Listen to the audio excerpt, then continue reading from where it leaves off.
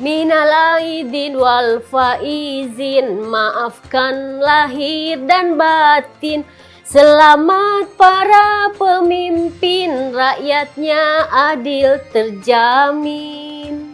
Kepada para pemirsa Cokro TV, selamat merayakan Hari Raya Idul Fitri 1443 Hijriah. Selamat Lebaran buat semua teman-teman. Minal aizin wal faizin, mohon maaf lahir dan batin. Ini tragedi yang terjadi kalau cuek pemanasan global. Kita kupas di kacamata Rian Ernest.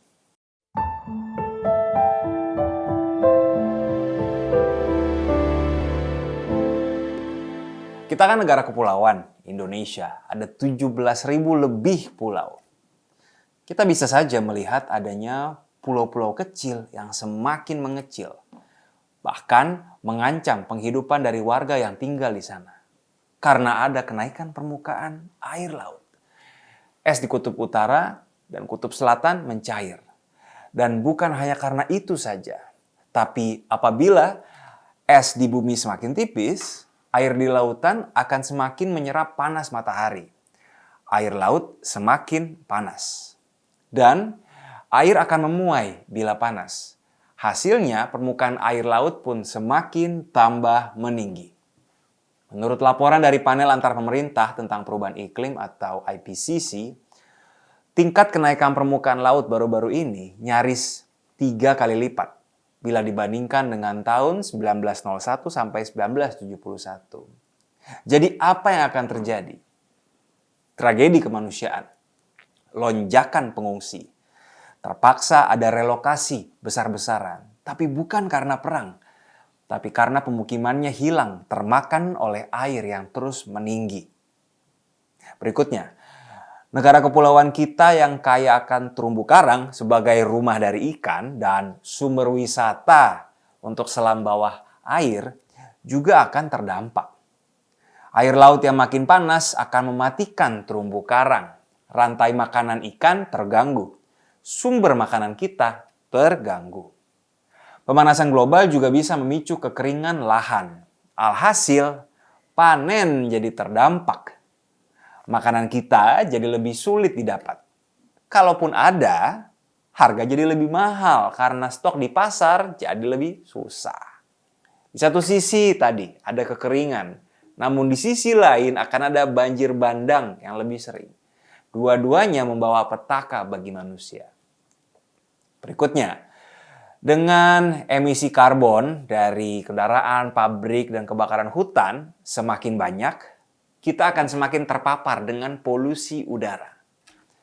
Dampaknya, kita semakin rentan dengan asma, sakit jantung, dan penyakit paru. Anak dan cucu kita semakin rentan dengan sakit penyakit ini. Dan prestasi Indonesia cukup membanggakan dalam hal polusi. Menurut data dari University of Chicago, dari 243 negara, Indonesia menempati ranking ke-13 polusinya.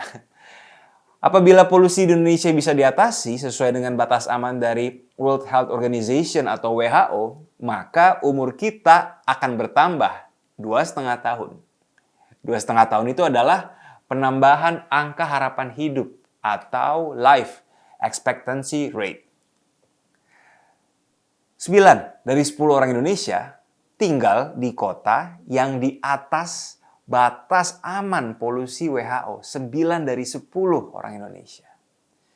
Di Jakarta, ibu kota negara kita, angka polusinya 6 kali lipat dari batas aman polusi menurut WHO. Yang saya lihat secara political will, tidak ada tindakan konkret Gubernur Anies Baswedan dalam melawan polusi. Seharusnya juga jajaran Menteri Jokowi secara konkret bertindak melawan polusi. Dan bukan hanya Anies Baswedan. Ridwan Kamil, Gubernur Jawa Barat, juga dapat PR nih. Jawa Barat adalah polusi paling kotor udaranya di Indonesia.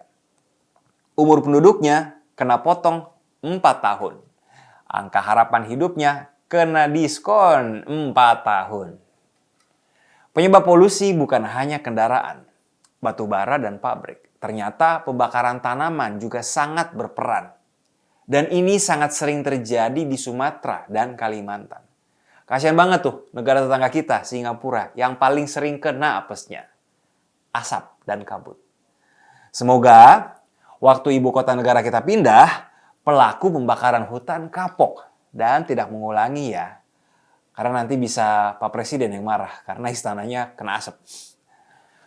Krisis iklim ini merupakan istilah yang pemanasan global dan juga perubahan iklim serta berakibat bagi kehidupan manusia. Berdasarkan laporan IPCC tahun ini, Jakarta sebagai salah satu kota yang disorot sangatlah beresiko untuk banjir dan kenaikan permukaan air laut. Kasihan banget teman-teman kita yang akan terkena dampaknya, terutama di pesisir Jakarta.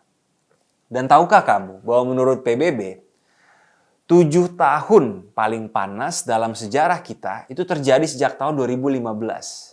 Artinya bumi kita sudah memberikan sinyal bahaya. Dan peringatan berupa kode merah bagi umat manusia telah disampaikan oleh Sekjen PBB Antonio Guterres. Peringatan ini bukan hanya ditujukan untuk beberapa negara saja, melainkan untuk seluruh dunia, termasuk Indonesia. Krisis iklim dan kehilangan kawasan hutan Indonesia telah berkontribusi juga kepada hampir 3.000 kejadian bencana alam di Indonesia sepanjang tahun 2020 menurut Badan Nasional Penanggulangan Bencana (BNPB). Mulai dari banjir, puting beliung, tanah longsor, kebakaran hutan dan lahan, kekeringan, serta gelombang panas. Banyak banget. Segala hal di atas akan mempengaruhi seluruh umat manusia, terlepas apapun status sosial dan status ekonominya. Masih ingat soal COVID? Ini tidak pandang bulu. Para penonton Cokro TV, ingat juga menurut Kementerian Lingkungan Hidup dan Kehutanan, di Indonesia terdapat 70 juta masyarakat adat yang terdiri dari sekitar 1.100 suku. Ketika hutan dirusak, penghidupan masyarakat adat yang dekat dengan alam tentu akan terdampak. Keresahan masyarakat adat adalah keresahan kita semua, rakyat Indonesia. Semoga pemerintah tetap bisa sejalan dalam pembangunan, menghargai dan memuliakan hak-hak masyarakat adat sambil bersamaan memberi kesempatan korporasi memanfaatkan sumber daya alam secara sehat dan bertanggung jawab. Hutan kita harus terus dijaga dan hutan Indonesia adalah satu dari 3 paru-paru dunia selain Brazil dan Kongo. Semoga ke depannya pemimpin Indonesia semakin kental wawasan lingkungannya ya. Ini bumi kita, rumah kita. Sampai jumpa di Kacamata Ren Ernest berikutnya.